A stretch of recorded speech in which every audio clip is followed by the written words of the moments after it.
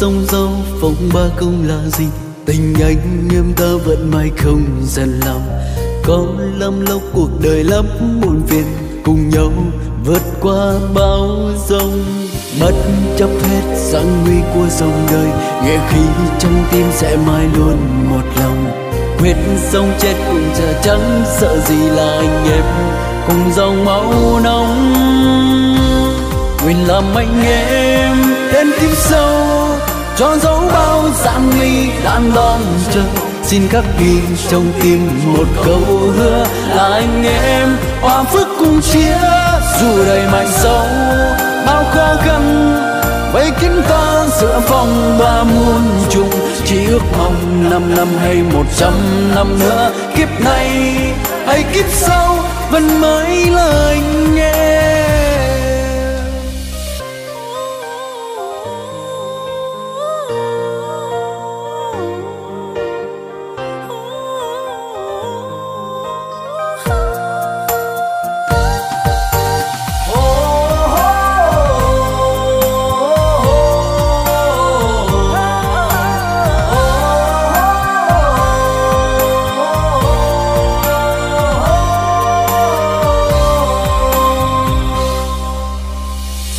Sông dâu phong ba không là gì, tình anh em ta vẫn mãi không dần lòng. Có lắm lúc cuộc đời lắm muộn phiền, cùng nhau vượt qua bao giông. Bất chấp hết gian nguy của dòng đời, nghĩa khí trong tim sẽ mãi luôn một lòng. Quyết sống chết cũng chả chẳng sợ gì là anh em cùng dòng máu nóng. Nguyện làm anh em đến kiếp sau, cho dấu bao gian nguy đan đón chờ. Xin khắc ghi trong tim một câu hứa là anh em hòa phước cùng chia. Dù đời mãi sâu bao khó khăn, vây kín ta giữa phong ba muôn trùng. Chỉ ước mong 5 năm hay 100 năm nữa, kiếp này hay kiếp sau vẫn mãi là anh em.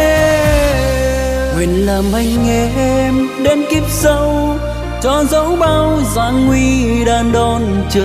Xin khắc ghi trong tim một câu hứa là anh em hòa phước cùng chia.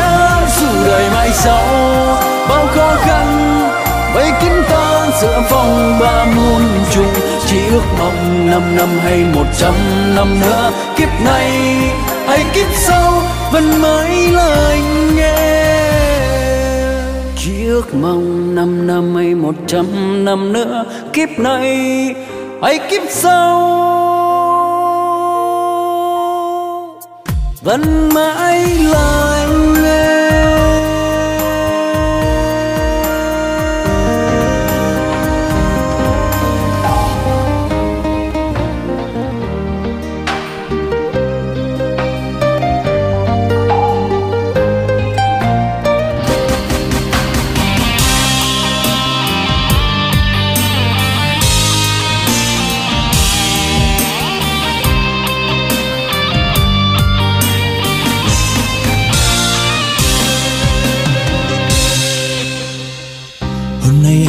Tìm đến nhau, nào cùng hát lên chúc mừng nhau.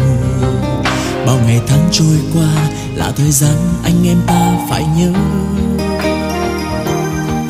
Dù cuộc sống có bao chông gai, dòng đời khó khăn không nán lòng. Dù là sóng sâu, núi cao cũng vượt qua. Hôm nay anh em ta cạn hết ly, là vì chúng ta anh em tốt mà. Khi lòng thấy không vui, hoặc là khi nào bạn cần tôi đến, bạn hãy cứ nói có chuyện không vui. Tôi cần bạn đến bên tôi lúc này, tôi sẽ đến ngay, vì chúng ta là anh em tốt. Tình anh em ta đi đến khắp muôn nơi để tìm được anh hào quang. Dù gặp bao trong gai khó khăn vẫn không nản lòng. Tình anh em ta như tri kỷ bao năm, nguyện luôn ghi nhớ suốt đời. Núi cao có mòn, tình anh em ta chẳng mòn.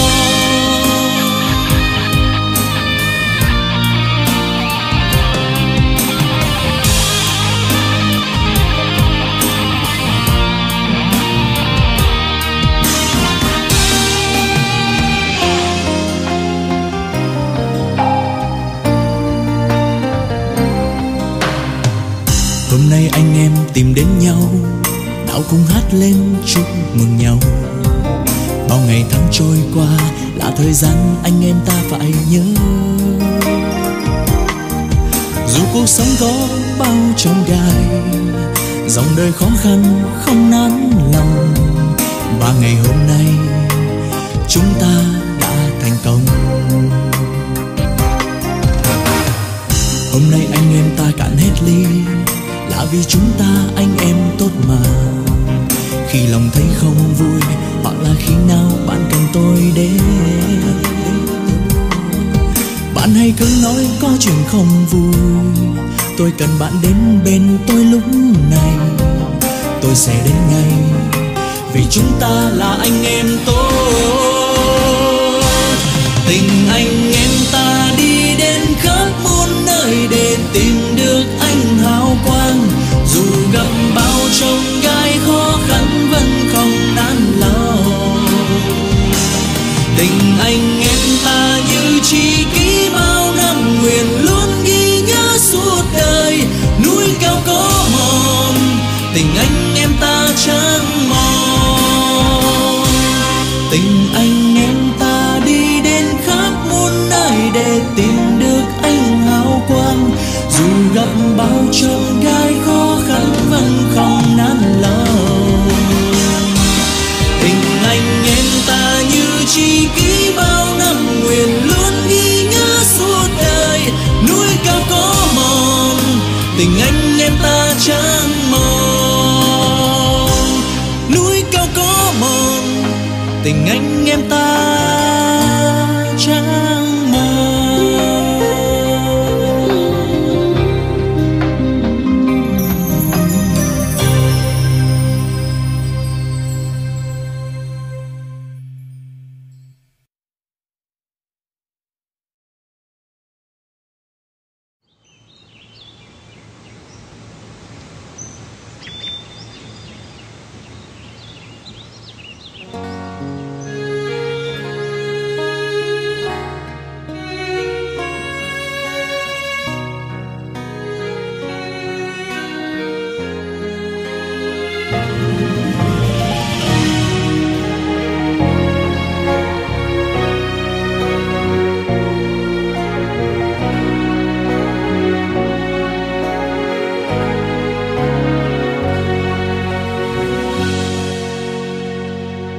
Đêm sắp tan, sương ướt lạnh, cầm bàn tay chẳng muốn rời.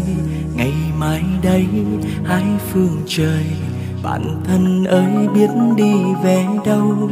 Đã qua rồi bao tháng ngày, cùng bên nhau chung mái trường, mà giờ đây hai con đường mình chia tay.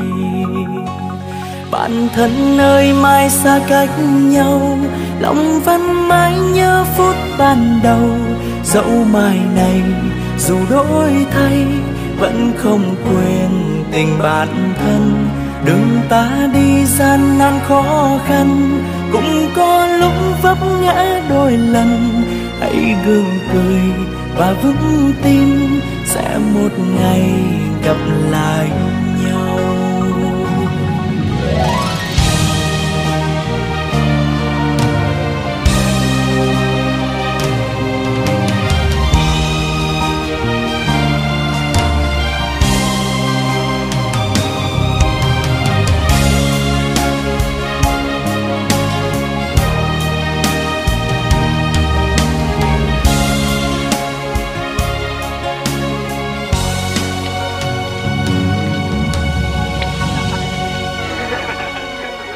Sắp tan, sương ướt lạnh, cầm bàn tay chẳng muốn rời. Ngày mai đây hai phương trời, bạn thân ơi biết đi về đâu. Đã qua rồi bao tháng ngày, cùng bên nhau chung mái trường, mà giờ đây hai con đường mình chia tay. Bạn thân ơi mai xa cách nhau, lòng vẫn mãi nhớ phút ban đầu. Dẫu mai này dù đổi thay, vẫn không quên tình bạn thân. Đường ta đi gian nan khó khăn, cũng có lúc vấp ngã đôi lần. Hãy gượng cười và vững tin, sẽ một ngày ta gặp lại nhau. Bạn thân ơi, mai xa cách nhau, lòng vẫn mãi nhớ phút ban đầu. Dẫu mai này dù đổi thay, vẫn không quên tình bản thân. Đường ta đi gian nan khó khăn, cũng có lúc vấp ngã đôi lần. Hãy gượng cười và vững tin, sẽ một ngày gặp lại nhau. Hãy gượng cười và vững tin, sẽ một ngày. Bạn thân ơi, mai xa cách nhau, lòng vẫn mãi nhớ phút ban đầu. Dẫu mai này dù đổi thay, vẫn không quên tình bản thân. Đường ta đi gian nan khó khăn, cũng có lúc vấp ngã đôi lần. Hãy gượng cười và vững tin, sẽ một ngày gặp lại nhau. Hãy gượng cười và vững tin, sẽ một ngày ta gặp lại nhau.